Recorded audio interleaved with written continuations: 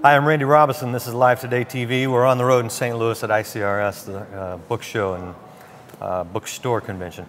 I have Shannon Dietz with me. She's the author of a book called Exposed, and it's a tough story.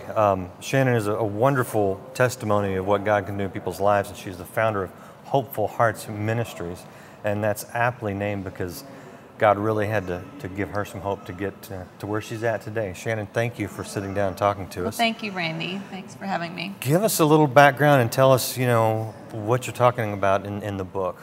Well, ultimately, I am an abuse survivor. And in the book, I talk about the generational bondage, really, that abuse took a hold of my family. My mother and my sister, at the time when I wrote the book, I thought it was just my mother and sister, were molested by my grandfather. Since I have written the book, my own memories have come forward, and so, which makes complete sense, really, in regards to many things that I went through in my life.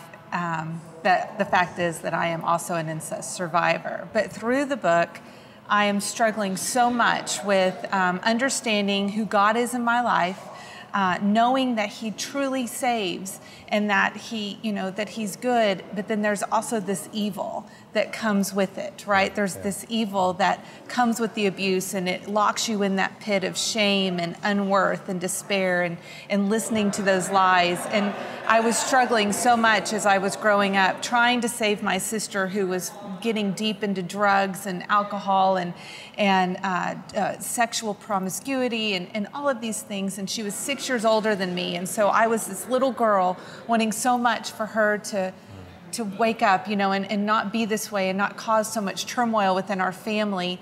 And I wanted her to love me, and I wanted to be so much like her. And there was just all this dynamic within that. And I couldn't understand why God wouldn't save her. And I didn't, at the time, know, as a child, I was 8, 9, 10 years old, that she needed to turn to Him too. She needed to make that decision as well.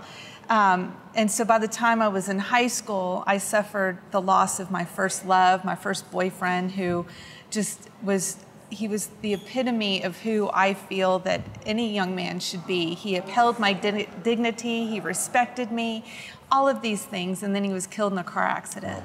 So adding that with what's the dynamic of my family and what's going on, plus dealing with this sense of I'm not good enough. I mean, consistently I kept feeling I'm not good enough, I'm not good enough.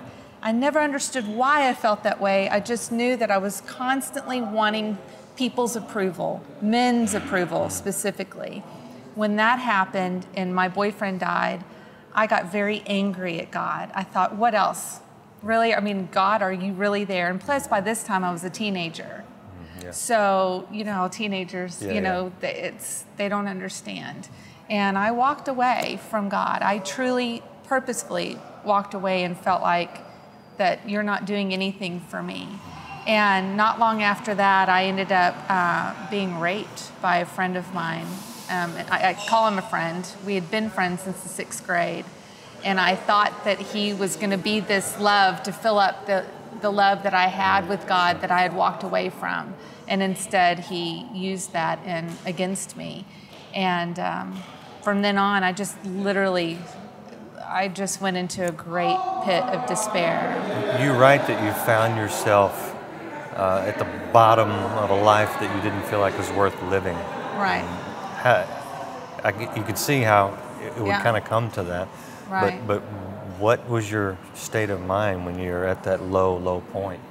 It was in my 20s. I ended up being raped again in college. I mean, it sounds ridiculous, but honestly, so many people go through these things. Did something in you, not wittingly, but open yourself up to abusers? Maybe. I mean, was there? Yeah, absolutely. I think that when we take on those lies of that we're not worthy of anything, that we're not good enough, it's happened to me before, so what's the point? You kind of put yourself out there as, well, what more could be done until it happens again. And then suddenly you're like, wait a minute. I mean, there's got to be more for me than this. than to continually be beat down and destroyed and all of these things. And that's pretty much what happened. I after that second rape, there was something inside of me, which I believe is the Holy Spirit that we all have inside of us all the time. And I believe that I began to listen and to just have a hint of, I'm worth something more than this. That's interesting. You think it was the Holy Spirit telling you had worth when everything in life had told you that you didn't. Exactly. Yeah. Exactly. Yeah. But it was me needing to make the choice to listen to that truth. Yeah. And so that took a few years of me kind of going through this battle of, I want to be that good person, that I feel this stirring inside of me. And I began to go to Bible studies and do all of these things, but there was still that nagging, you're not good enough for this. Sure. You're not good enough for this. Sure. And then it finally came to that ultimate moment that you're talking about, where I had children and I was seeing how I was reacting to my children, and this one fatal moment where I just said, I can't be this person anymore. I absolutely do not want to be this person. And I lay down face down on my floor, cried out to God and said, God, I don't want to live this life. I don't want to be this person. If you have more for me in mind, then take my life and do something with it. And that was 12 years ago. And now I have Hopeful Hearts Ministry. So something happened when you laid on the floor. Something happened. What happened? It was a dying to myself. I know many people hear that term and they think, what do you mean? I literally decided that I could not be in control anymore, because obviously I was messing it up, right? That there was more for me. There had to have been more for me and for my children, for me to be their mother, and for my husband, for me to be his wife, and all of these things. And so when I did that, I truly feel as if God reached inside of me and allowed me to feel what it's like to be in heaven. I mean, it was like a breath of a moment, but just this sense of, I want nothing more than to be with him in eternity. And so when I got up off that floor, it wasn't that I suddenly just became who I am today, right. But I knew that no matter what, I was going to live my life so that I could feel that forever. Is that when hope came in? That's exactly when hope came in, because it allowed me to know that there is more. Yeah.